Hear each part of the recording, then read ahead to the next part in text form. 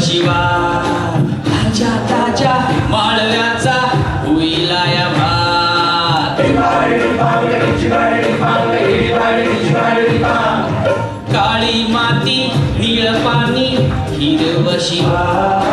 ताजा ताजा माळव्याचा होईला या भात ज्वानीच्या या मळ्यामध्ये बिरतीचं पाणी